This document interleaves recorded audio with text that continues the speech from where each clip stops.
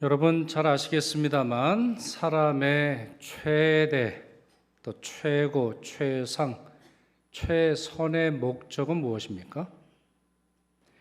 여러분의 인생에서 최고의 목적은 무엇입니까? 최고의 기쁨은 무엇입니까? 최고의 자랑은 무엇입니까? 그것은 하나님의 영광이지요. 하나님의 영광을 바라보고 하나님의 영광을 찬양하며 하나님의 영광을 추구하는 것, 그 이상의 인생의 목적은 존재하지 않습니다.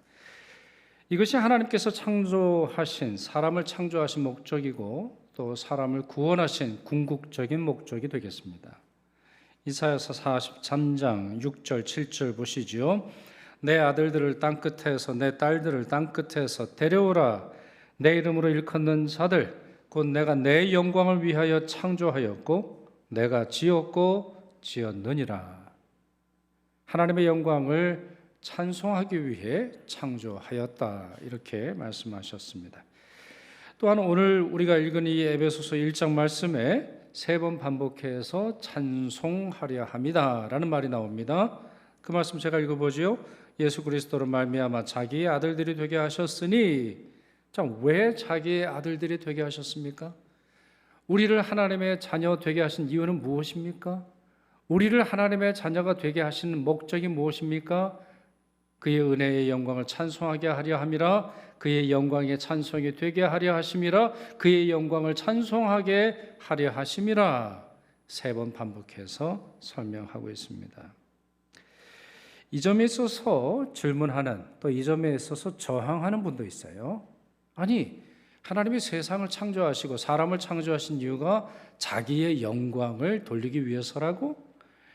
아니, 사람을 구원하신 이유가 은혜롭게 자비롭게 구원하셨다고 말하면서 하나님의 영광을 찬송하기 위해서라고?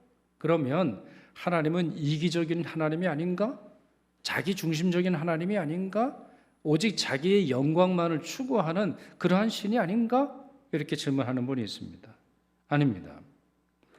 이와 같이 하나님을 영화롭게 하기 위해서 창조하셨고 구원하셨다라고 하는 이유는 그분에게 우리가 뭔가 영광을 추구하고 추가할 수 있기 때문이 아니라 그분의 영광의 빛 가운데서 살기를 원하시는 놀랍고 원대한 하나님의 계획 때문입니다. 태양에 광채가 없이 지구상의 생명체가 어떻게 살 수 있겠습니까? 그와 같이 하나님의 영광이 사라지고 하나님의 영광이 보이지 않을 때, 아니면 사람이 스스로 그 영광에서 멀어졌을 때 세상은 혼돈에 가득 차고 두려움과 죽음이 가득하게 될 것입니다. 조나단 에드워즈라고 하는 미국 신학자는 이 영광이 얼마나 중요한지, 또 왜 중요한지를 다음과 같이 설명했습니다. 성경에서 하나님의 역사의 궁극적인 목적으로 언급된 모든 것이 하나님의 영광이라는 한 구절에 포함되어 있다. 그 광채는 피조물을 비추고 피조물 속으로 빛을 비추고 다시 빛으로 반사된다. 여기 반사된다라고 하는 말이 굉장히 중요합니다. 영어로 reflection이라고 하는데, 우리가 하나님에게 영광을 돌려드린다, 영광을 찬양하다, 영광이 기뻐한다라고 하는 말은 우리가 영광을 만들어낸다는 말이 아닙니다. 영광은 오직 하나님에게서 옵니다. 그분에게서만 영광이 오는 거예요. 우리는 하나님이 주신 영광을 반사하여, 그렇지요 하나님, 하나님이 영광 받으실 분이라는 것을 인정합니다. 내 노래를 드립니다. 내 감사를 드립니다. 내 돈을 드립니다. 내 시간을 드립니다. 내가 가진 모든 것을 드립니다. 이것이 하나님이 유일하신 하나님이라고 하는 사실을 드러내는 것입니다. 이렇게 우리는 반사할 뿐입니다. 계속 읽습니다. 영광의 광선은 하나님께로부터 오는 것이며 하나님의 것으로서 원래대로 되돌려진다. 그래서 전체는 하나님의 것이고 하나님 안에 있고 하나님께 속하며 하나님은 이 일의 시작과 중간과 끝이시다. 이렇게 설명하고 있습니다. 무슨 말입니까? 모든 시작과 모든 끝이 하나님의 영광 외에 다른 어떠한 것도 존재하지 않는다는 것이죠. 이 점에 있어서 우리가 기억할 것은 성도들은 장차 하나님의 영광으로 변할 것이라고 하는 신약의 말씀입니다. 여러분 이 말씀 잘 기억하시지요? 마태복음 13장 43절 같이 있습니다. 그때의 의인들은 자기 아버지 나라에서 해와 같이 빛나리라. 누가 해와 같이 빛나요? 누가요? 의인들은.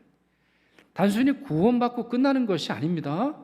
우리를 의롭다고 칭하시는, 믿음으로 말미암아 의롭다고 칭하시는, 예수 그리스도는 믿음으로 말미암아 의롭다고 칭하시는, 은혜에 의하여 의롭다고 칭하시는, 성경을 통해 이 사실을 우리에게 알려주시는 목적은 어디 있다는 거예요? 우리로 하여금 해같이 빛나리라.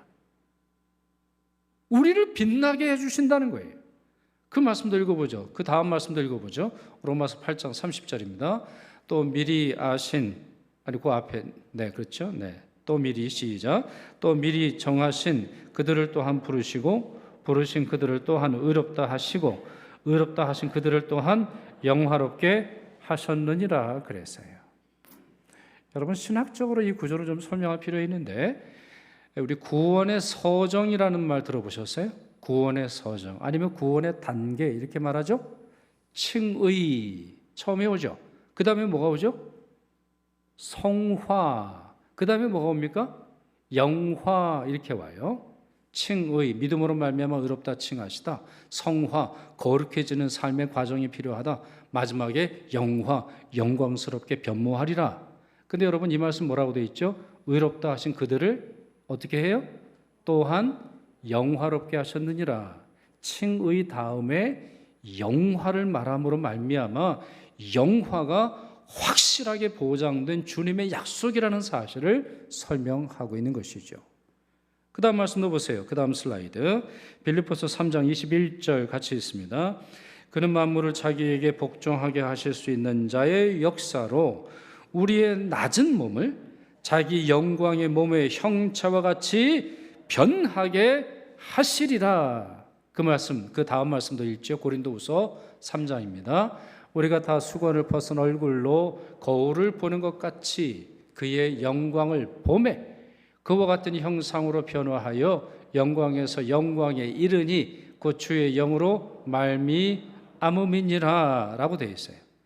여러분 이 말씀에 공통되는 단어가 있죠.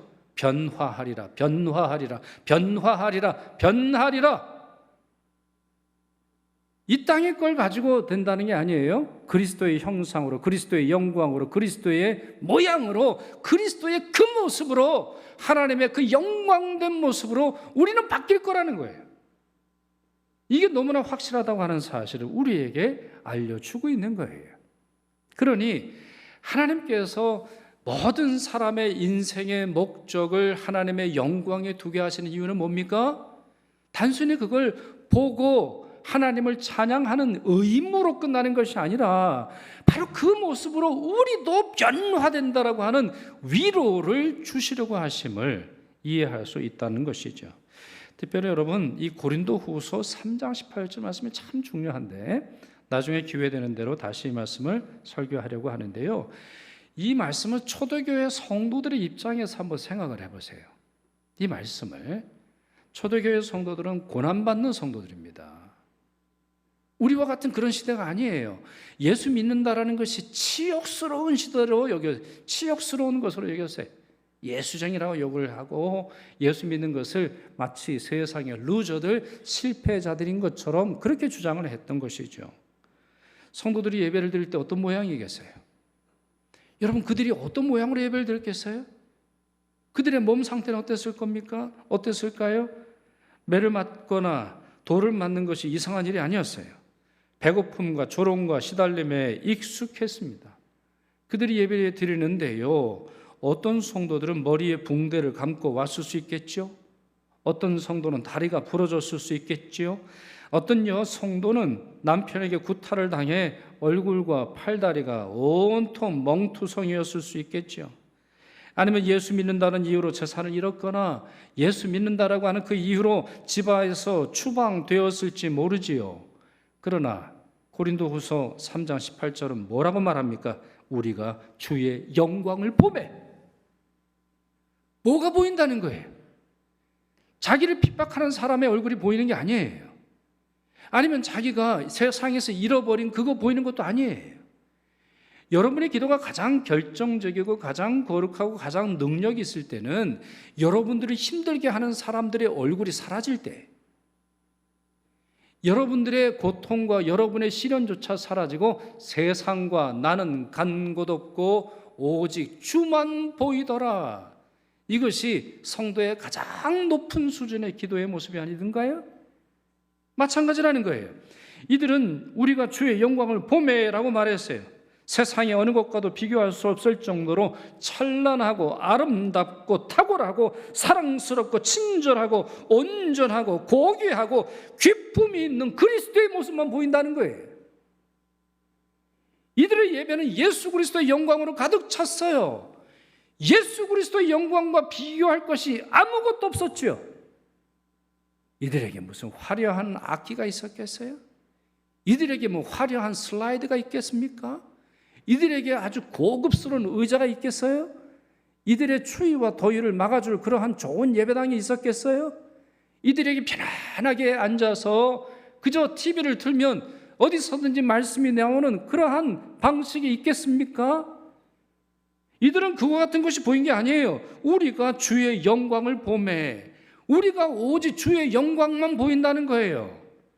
말씀이 계속되지요. 그와 같은 형상으로 변화하여 영광에서 영광에 이르니 그랬어요. 저를 따라서 해보십시오.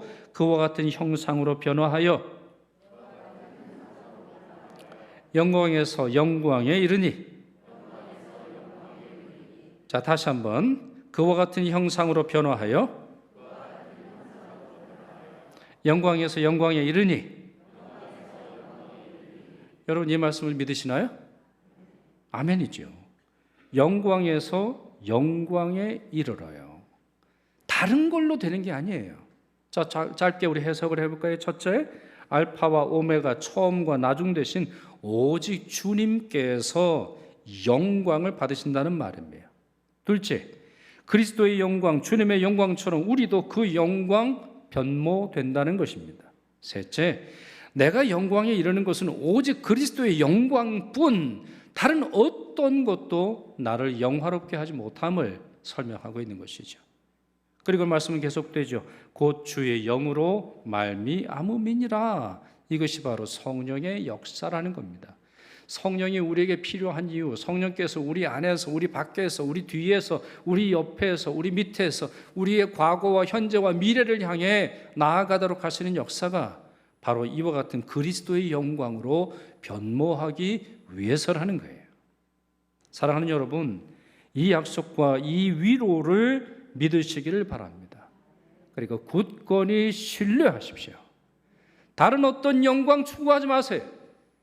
다른 어떤 것이 여러분을 영화롭게 하리라고 생각하지도 마세요. 오직 그리스도의 영광, 믿음으로 말미암아 주어지는 그분의 모든 영광스러움이 여러분을 아름답게 변모시켜 줄 것이라는 사실을 믿으세요. 세상 권력에 굴복하지 마세요. 건강과 아니면 건강을 잃어버린 이러한 현실에 굴복하지 마세요. 세상 지위에 굴복하지 마세요. 영광에서 영광에 이르나니 오직 그리스도의 영광이 여러분에게 주어질 영광입니다. 자, 이 과정에서 우리는 싸워야 하는데 마귀의 유혹과 싸워야 합니다. 바울은 고린도후서 4장에서 마귀의 활동을 이렇게 설명했습니다. 같이 읽을까요? 고린도후서 4장 4절입니다. 그 중에 이 세상의 신이 믿지 아니하는 자들의 마음을 혼미하게 하여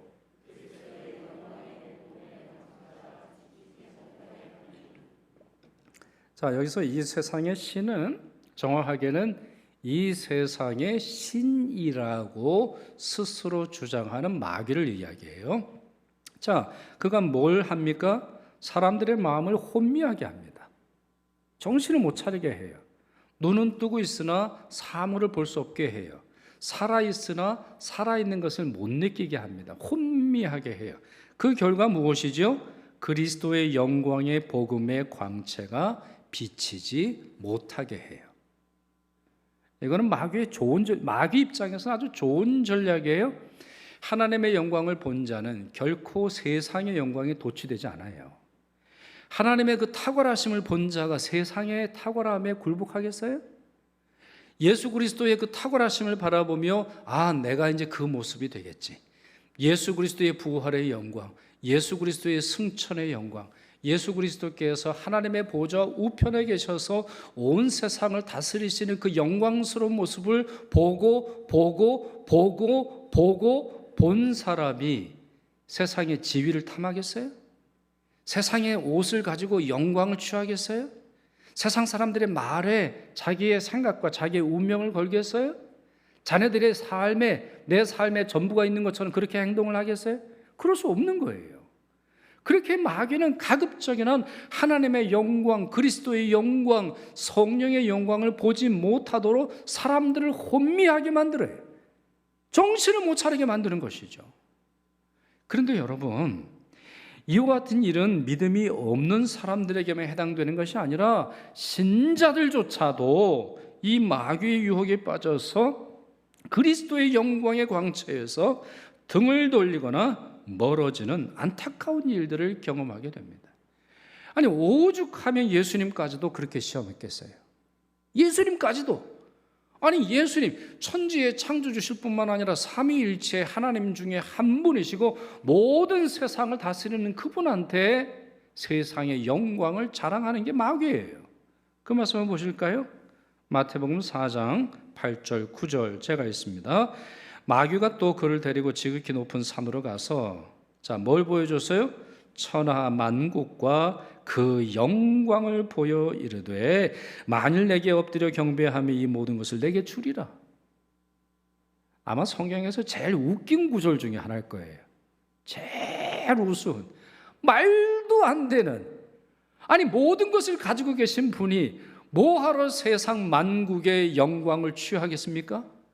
그분이 하나님이시고 그분이 왕이시고 그분이 모든 세상을 통치하시는데, 그럼에도 불구하고 마귀는 마귀의 일을 하는 거예요. 그러니 어떠한 성도도 이 시험을 이기기 전까지는 하나님의 영광에 온전히 이루를 수 없게 되는 것이죠. 이렇게 마귀는 하나님의 영광을 폄하합니다. 세상의 영광을 더 대단한 것처럼 느끼도록 합니다. 하나님께서 미래에 주시는 영광으로는 부족하다고 말하고 오늘 내가 영광스럽게 살아야 한다고 주장을 합니다. 결국 믿음이 연약하고 복음의 진리를 알지 못하는 교인들은 하나님의 영광보다 세상의 영광을 더 사모하여 실족하고 마는 것이지요. 요한복음 12장 42절 43절 예수님 당시에 이런 자들이 많았다는 사실을 우리에게 알려줍니다. 자, 그 말씀 한번 보시겠어요? 관리 중에도 그를 믿는 자가 많되. 자, 여기서 이제 관리라고 하는 것은 좀 지위가 높은 사람이겠죠. 사람들에게 존경을 받겠죠. 좋은 직장을 가지고 있겠죠. 많은 월급 받겠죠. 사람들의 칭찬받는 사람이에요. 소위 말해 세상의 세도가들이에요. 자기가 명령하면 백성들, 평민들이 듣는 그러한 권력을 가진 사람들입니다. 그들 중에도 예수를 믿은 자들이 많았어요. 그러나 바리새인들 때문에 드러나게 말하지 못하니 이는 출교를 당할까 두려워함이라. 왜 두려움이 찾아왔습니까? 왜 세상 사는데 믿음으로 살지 않고 사람들의 눈치를 보며 자기의 신앙을 감추고 살아야 했을까요? 그 다음 말씀이 중요해요. 그들은 사람의 영광을 하나님의 영광보다 더 사랑하였더라 그랬어요. 참된 믿음은 어디서 옵니까? 하나님의 영광을 바라보는 데서 오는 거예요. 실족하지 않는 힘은 어디서 와요? 하나님의 영광을 추구하고 사모하고 찬양하는 힘에서 오는 거예요. 찬송에서 오는 거예요. 하나님을 찬송하는 자는 결코 세상에 굴복하지 않아요. 세상의 영광에 도취되지 않아요. 그럴 수 없지요. 여러분, 우리가 부른 찬양을 보세요. 오늘 우리가 부른 찬양의 모습, 아니면 우리가 그 다음에 찬양할 가사들을 생각을 해보세요. 하나님이 모든 세상을 통치하신다고 찬양하는 자가 사람들의 출교를 두려워하여 자기의 신앙을 감춘다고요? 세상에서 밥 몇 끼 주고 좋은 것 입혀주고 좋은 지위에 오르는 것으로 주님을 믿는 신앙을 포기한다고요? 아니에요. 그럴 수 없어요. 그가 본 거는 하나님이 아닐 수 있어요. 그는 아직 하나님의 영광을 못 본 거예요. 그렇기에 다른 것들을 요구하고 다른 것에 도취되어 사는 것이죠. 하나님은 이런 행동을 결코 묵고하지 않으십니다.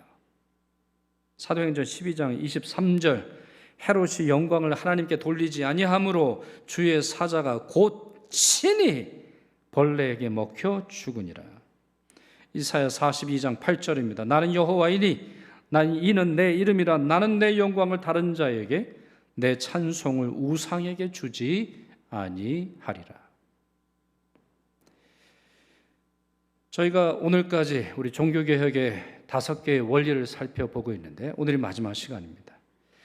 종교개혁자들은 끊임없이 오직 하나님께 영광, 오직 하나님께 영광, 오직 하나님께 영광, 영광은 오직 하나님께, 영광의 시작도 오직 하나님, 영광을 받으실 분도 오직 하나님, 영광으로 말미암아 찬송과 칭찬을 받으실 분도 오직 하나님, 유일하신 그분에게 있음을 늘 선포하고 그와 같이 하지 못하는 로만 가톨릭 교회에 맞서서 저항했습니다.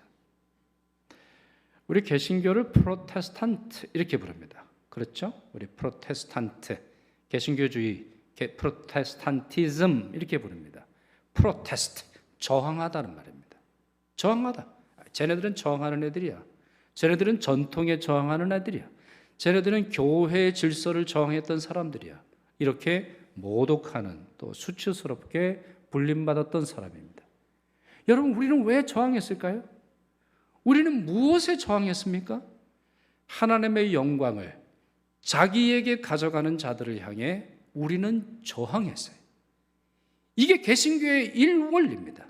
이게 5가지 중에 제1원리예요. 오직 하나님께 영광을 돌려야 하는데 누구도 그 영광을 독점하거나 자기에게서 나온다고 주장할 때 우리는 저항해야 합니다. 하나님의 영광을 훼손하고 그 하나님의 영광을 독점하고 가리는 그러한 교회에 맞서서 종교개혁자들은 종교개혁의 기치를 높이 들었던 것입니다. 하나님이 받으셔야 할 영광을 교회와 교황과 사제와 수도사들이 가로채지 않았습니까?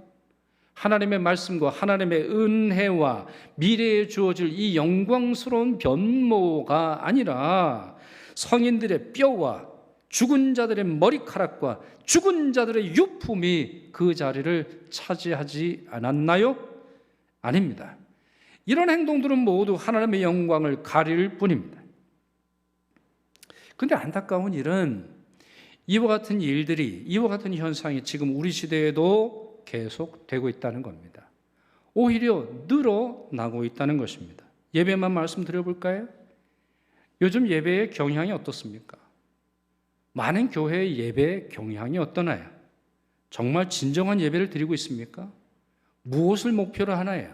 매번 예를 드릴 때 조금 더 하나님께 영광, 조금 더 하나님께 영광, 조금 더 하나님께 영광을 위해서 하고 있나요? 아니면 조금 더 편하게, 조금 더 안락하게, 내가 있는 곳으로 예배가 배달이 되고, 내가 있는 곳으로 성찬이 배달이 되고, 내가 있는 곳에 예배의 서비스가 배달이 되고, 내가 앉은 곳에서 예배가 언제든지 내가 원하는 대로 예배가 드려지기를 원하는 그런 마음으로 예배 드리는 건 아닌가요? 예배의 내용은 어떻습니까? 정말 하나님의 영광을 추구하고 있는 겁니까? 아니면 우리의 느낌이 중요합니까? 오늘 예배가 은혜롭다라고 하는 말은 뭡니까? 오늘 우리 기독교가 은혜롭다라고 하는 말을 어떻게 쓰고 있는 겁니까? 은혜는 오직 하나입니다. 하나님의 영광을 받으신다라고 하는 그 사실에 우리는 은혜를 느껴야 합니다. 그러나 많은 성도들 자기 느낌, 자기 만족의 느낌, 오늘 좋았어. 오늘 설교가 좋았어. 오늘 성가대 찬양이 좋았어. 듣기 너무 좋아. 내 마음에 유익이 있고 내 마음이 위로가 돼. 이렇게 자기 감정과 자기 느낌을 가지고 은혜를 얘기하는 것 아니에요? 또한 예배의 내용은 뭡니까? 점차 공연이 되고 가고 있는 것은 아닌가요? 정말 오직 하나님의 영광을 위해서 우리 자신이 겸손하게 예배를 드리고 있나요? 예배를 인도하는 자들은 어떻습니까? 여러분들은 찬양이 정말 감격 속에서 하고 있나요? 아니면 억지로 맡아서 예배 인도를 하고 있나요? 찬양하는 자는 어떻습니까? 제가 처음으로 전도사를 나갔던 그 교회에 저는 너무 놀랐어요. 아니, 지휘자가 찬송을 안 부르더라고요. 지휘자가, 우리 교육자들이 이제 앞에 앉으니까, 아니, 지휘자가 찬송을 안 불러요. 회중 찬송을 안 불러요. 굉장히 유명한 지휘자인데 찬송을 부르지 않아요. 오직 하는 것은 지휘만 해요. 여러분의 예배를 통해서 여러분이 누구로 부름받았어요? 여러분, 우리는 전문가로 부름받은 게 아니에요. 우리는 예배 전문가로 부름받은 게 아닙니다. 저는 설교 전문가로 이 자리에 서는 게 아니에요. 저는 예배자로 설 뿐이에요. 예배자인 여러분과 함께 말씀을 전함으로 말미암아 하나님께 영광을 돌리기 위해서 이 자리에 서는 거예요. 그러니 매 예배마다 목이 터지도록 찬양을 해야 되는 것이고, 그렇기에 매 예배마다 가장 소중한 하나님의 말씀을 정성껏 힘을 다해 전하는 거예요. 안내위원들 예배 잘 드리고 계시나요? 봉사자들 예배를 드리고 계세요? 여러분들은 사역자로 부름받은 게 아니에요. 예배는 오직 하나님을 위해서 드리는 거예요. 이것 외에 다른 어떠한 누구도 영광 받을 수 없고, 만약에 내가 바라보는 것이 하나님의 영광이 아니라 사람의 모습이고 사람의 말이고 사람의 어떤 그러한 행동들이라면, 비디오가 어떻고 화면이 어떻고 온도가 어떻고, 여러분 이거 집중하지 마세요. 예배를 시작하는 순간부터 끝까지 하나님의 영광만을 바라보세요. 그게 진정한 예배예요. 정말 제가 적응하기 힘든 게 있어요. 그러나 뭐 어떻게 하겠다는 건 아닙니다만, 저는 결혼 예배가 너무 힘들어요. 결혼 예배가 너무 힘들어요. 여러분, 결혼이라고 하는 것은 하나님이 주신 축복 중에 하나 아닙니까? 사람을 창조하신 이후에 하나님께서 두 개를 만드셨는데요, 첫째가 가정이고 두 번째가 교회예요. 주님이 직접 만드신 거예요. 그러니 결혼 예배만큼 성스럽고 결혼 예배만큼 거룩하고 결혼 예배만큼 신나는 게 없어요. 이 남자와 여자가 만나서 하나의 짝을 이루고 이제 이 두 사람이 만들어갈 세상을 생각해보면 너무 행복해요. 근데 결혼 준비부터 결혼 끝날 때까지 어떤 커플들은 저에게 신경 안 써요. 누구에게 신경을 쓸까요? 카메라에 신경을 써요. 오직 카메라. 예배의 시작부터 끝까지 영광에 이르노니가 아니라 카메라에서부터 카메라에 이르노니, 카메라에 목숨을 거는 게 지금 우리 기독교인들의 결혼 예배가 됐어요. 그러니 여러분, 설교를 할 때도 얘네들이 설교를 안 듣는구나, 그냥 짧게 해야 되겠다, 어차피 안 들을 말씀, 난 여기 왜 와 있는 걸까? 나는 뭐하러 여기 와 있는 걸까? 주로 결혼식 하면 토요일 하잖아요. 나는 이 소중한 시간에 뭐하러 와 있는 걸까? 나는 정말 예배를 드리기를 원하는데, 아니 얘네들 정말 하나님의 은혜를 받아야 되는데 왜 카메라의 은혜를 받으려고 하는 걸까? 네? 화려한 조명과 아름다운 꽃들과 정말 자기가 번 모든 돈을 쏟아부으면서 결혼식은 준비하면서 결혼 예배를 드리지 않는 이 문화가 지금 우리의 문화라는 거예요. 조금 더 고급스럽게, 조금 더 예쁘게, 조금 더 화려하게, 조금 더 부티나게, 조금 더 누구에게 무시받지 않게 살려고 하면서도 조금 더 하나님의 영광을 위해서 결혼을 준비하지 않는 것, 결국에 뭐가 되는 거예요? 결혼 쇼가 되는 거예요. 그래서 저도 결혼 쇼에 참여하는 배우가 될 뿐이에요. 카메라가 들이밀면 허리를 쫙 펴고 환하게 웃어주고, 저는 매우 어렵더라고요. 다시 말씀드립니다만, 저는 누구를 비난하고 싶은 마음은 없어요. 예뻐야죠, 화려해야죠, 칭찬받아야죠. 그러나 정말 소중한 것은 잊지 말아야 한다는 것이죠. 하나님의 영광스러운 바로 그 은혜 속에서 결혼이 시작되어야 그 결혼이 더 풍성하기에 이 말씀을 드리는 것입니다. 자, 이제 설교를 정리해야 되겠는데요. 에베소서 1장 13절 14절 말씀 기억하시길 바랍니다. 그 말씀이 이렇게 되어 있어요. 그 안에서 너희도 진리의 말씀, 그 너희의 구원의 복음을 듣고 그 안에서 또한 믿어 약속의 성령으로 인치심을 받았으니 이는 우리 기업의 보증이 되사 그 얻으신 것을 속량하시고 그의 영광을 찬송하게 하려 하심이라고 했어요. 이 말씀에서 두 가지 꼭 기억하실 게 있어요. 이미 말씀드린 것처럼 여러분을 구원하신 이유, 여러분에게 구원의 복음을 들려주신 이유는 바로 그 영광을 찬송하기 위해서라는 거예요. 두 번째, 복음을 깨달아야 한다는 겁니다. 어떻게 우리는 하나님의 영광을 이해할 수 있을까요? 무엇이 하나님의 영광인 것을 깨달을 수 있을까요? 우리는 어떤 찬송을 불러야 할까요? 우리의 지혜와 우리의 감정과 우리의 의지와 우리의 삶과 우리의 주일과 우리의 월요일부터 토요일까지 살면서 우리는 어떻게 하나님께 영광을 돌려드릴 수 있을까요? 그 답은 성경에 있다는 거예요. 그러니 복음을 믿고 복음을 듣고 복음을 읽고 복음을 이해하는 바로 그와 같은 노력을 통해서 하나님께 영광 돌려드릴 수 있음을 기억하라는 것이죠. 아까 이미 읽은 말씀이죠. 헤로드 왕이 영광을 하나님께 돌리지 않아서 벌레에 먹혀 죽었다는 말씀 읽어드렸어요. 그러면 그 다음 말씀은 뭘까요? 헤롯이 하나님의 영광을 가로챘어요. 아마 우상숭배에 빠졌으리라고 생각하는데 그와 같은 결과로 벌레에 먹어 죽였단 말이에요. 하나님의 심판이 내려졌어요. 그 다음 말씀이 이렇습니다. 사도행전 12장 24절 하나님의 말씀은 흥왕하여 더하더라. 하나님의 말씀은 세상 영광과 함께 할 수 없어요. 세상 영광에 도취된 사람은 성경이 보이지 않을 거예요. 왜요? 세상의 신이 그 마음을 혼미하게 만들었기 때문이에요. 기본으로 돌아가십시다. 하나님의 말씀을 하나님의 말씀으로 여기고 그 말씀을 읽는데 여러분의 가장 소중한 시간을 헌신하시고 투자하세요.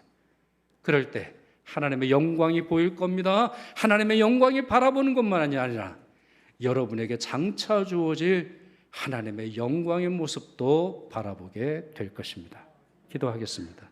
사랑의 하나님, 오늘 말씀을 통해서 하나님의 영광이 우리에게 왜 그리고 얼마나 소중한지 알게 하시니 감사드립니다. 저희는 어리석고 미련하여서 하나님의 거룩함을 거북하게 느끼고 하나님의 영광을 세상 영광과 바꾸었습니다. 저희 죄를 고백하오니 용서하여 주옵소서.